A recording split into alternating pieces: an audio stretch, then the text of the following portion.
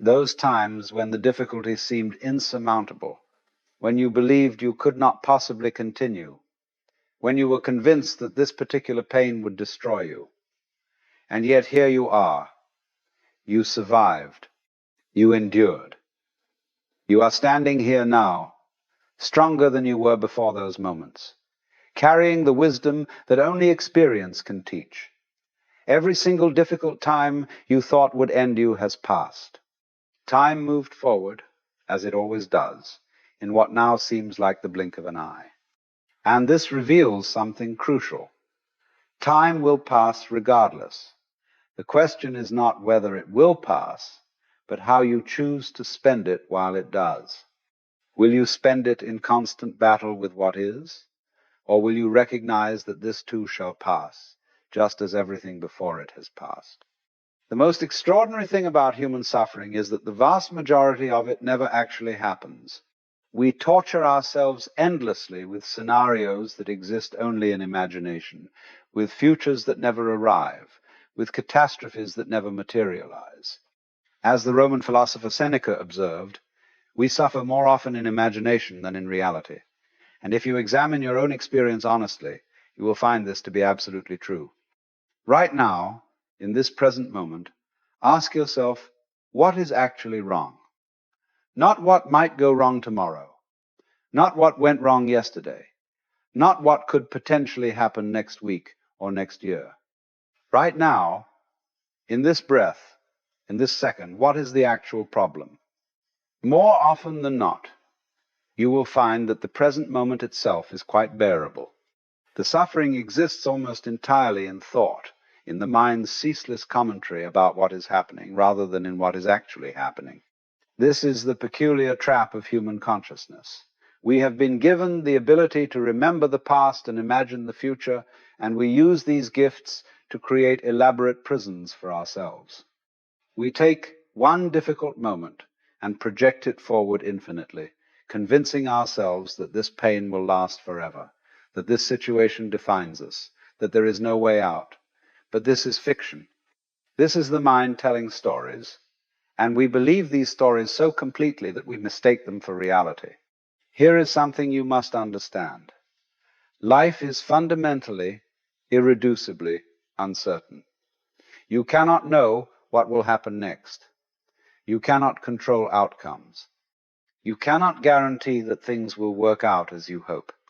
And the suffering you experience comes not from this uncertainty itself, but from your desperate attempt to escape it, to achieve certainty where none exists, to control what cannot be controlled. You are exhausting yourself, fighting against the basic nature of existence. It is like standing in a river and demanding that the water stop flowing. The water will continue to flow regardless of your demands, and you will simply tire yourself out with the effort of resistance. But the moment you stop fighting, the moment you accept that the river flows and that you are in it, something remarkable happens. The struggle ceases, and without the struggle, there is peace. Now, you have spent your life believing that happiness is something you must pursue, something you must achieve, something that exists outside of you waiting to be found. You think, I will be happy when I get this job, when I find this relationship, when I achieve this goal, when circumstances align in this particular way. But this is backwards. This is precisely backwards. Happiness is not something you can chase. The more you pursue it, the more it eludes you. This is what we might call the backwards law. When you chase happiness, you are implicitly stating that you do not have it now, and this very belief prevents you from recognizing that happiness is your natural state when you stop disturbing it with constant wanting and fearing and striving. You are looking outside for what has been inside all along. You are seeking in the future what is only ever available now. You are trying to become something you already are. The peace you seek, the contentment you crave, the happiness you pursue, it is not somewhere else. It is here, obscured only by your belief that it is somewhere else. And perhaps the greatest source of suffering is this: your concern with what others think of you. How much of your energy is consumed by this question, what will people think? You modify your behavior, censor your words, hide your true self, all in service of managing the opinions of others. You live in constant fear of judgment, of disapproval, of not measuring up to some imagined standard. But here is the liberating truth. People are not thinking about you nearly as much as you imagine. They are far too busy thinking about themselves, worrying about what you think of them, caught up in their own concerns and dramas. The audience you imagine watching and judging your every move, it does not exist. You are performing for ghosts, and even if they do judge you, even if they do disapprove, what is it that they are judging? They are judging their idea of you, their interpretation of you, their projection onto you. They are not seeing you as you actually are. They are seeing their own thoughts about you. And you are doing the same thing, judging yourself according to what you imagine they might be thinking, which is itself a creation of your own mind. So you are suffering over imagined judgments from imagined audiences about an imagined version of yourself, layer upon layer of fiction, and you treat it as though it were solid reality. But the moment you see this clearly, the moment you recognize it for the construction it is, the whole structure collapses. And what a relief that collapse is. Let me tell you something else about this self you are so concerned with defending and promoting and worrying about. This self that you take yourself to be, this solid, continuous identity you believe yourself to possess, it is not what you think it is. It is not a thing, not a fixed entity. It is more like a process, a flowing, a verb, rather than a noun. And the suffering comes from trying to make solid what is inherently fluid, from trying to fix in place what is naturally changing. You are not the same person you were 10 years ago. You are not even the same person you were this morning. Every cell in your body is constantly dying and being replaced.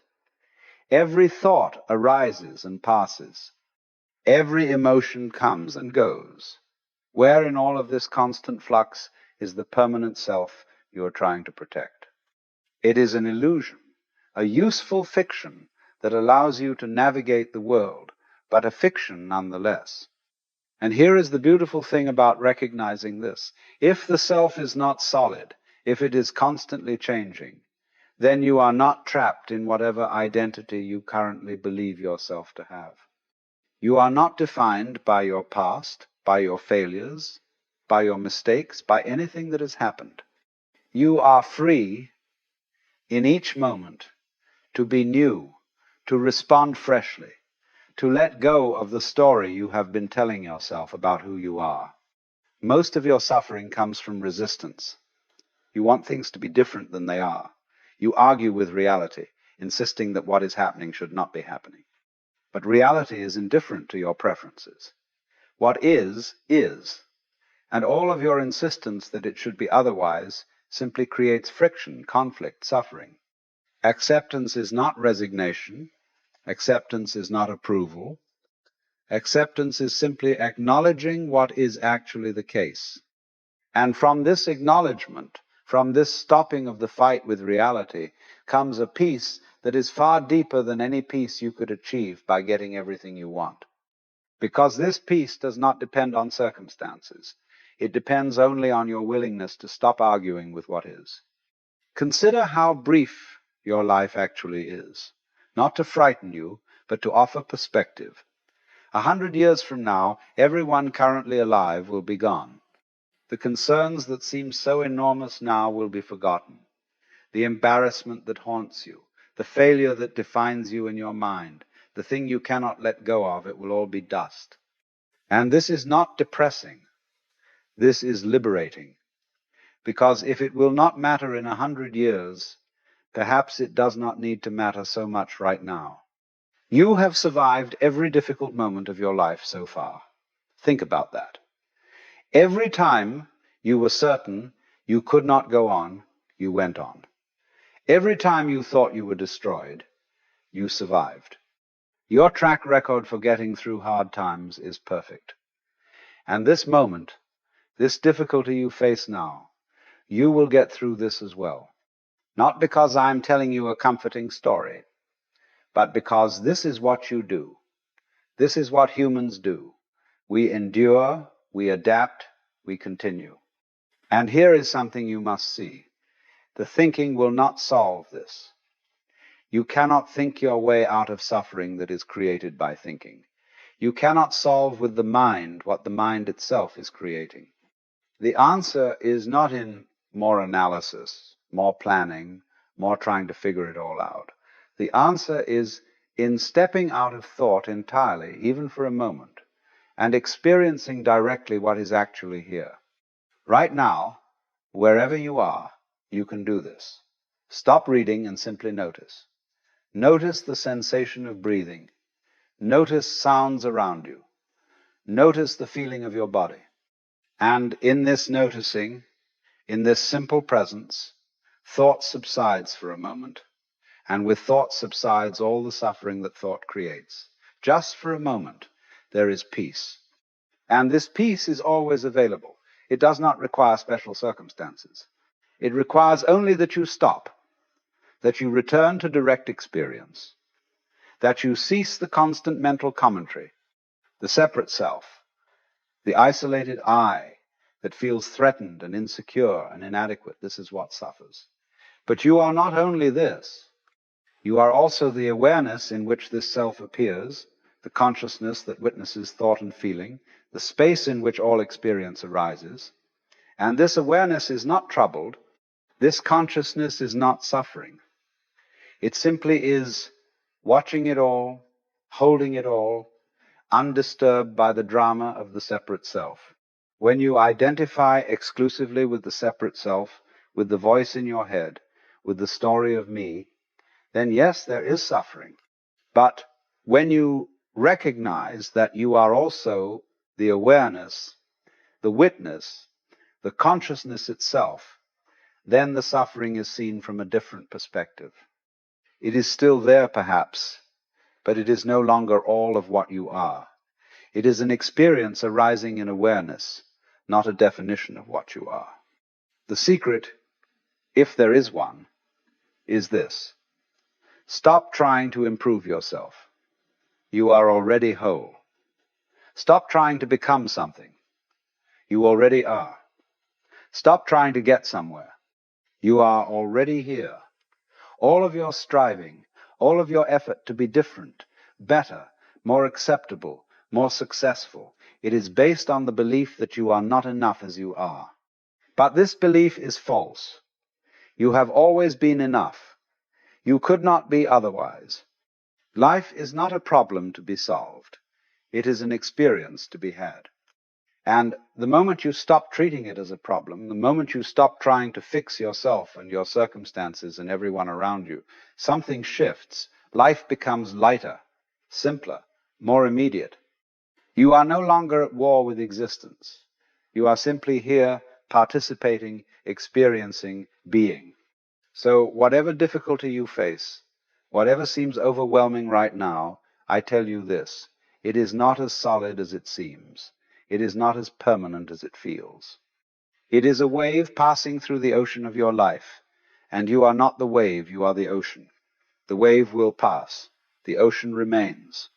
And you, recognizing yourself as the ocean rather than identifying with the particular wave, find that you can allow the wave to be exactly what it is without being destroyed by it.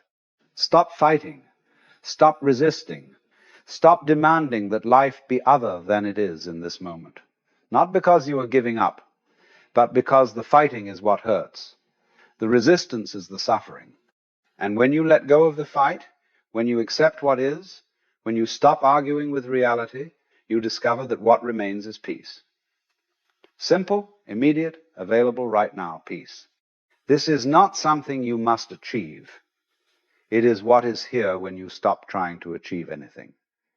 It is not somewhere you must get to. It is where you already are when you stop trying to be somewhere else. It is not what you will become. It is what you have always been, underneath all the noise, all the striving, all the suffering. You are okay. Right now, exactly as you are okay. And that has always been true. The only thing that was ever wrong was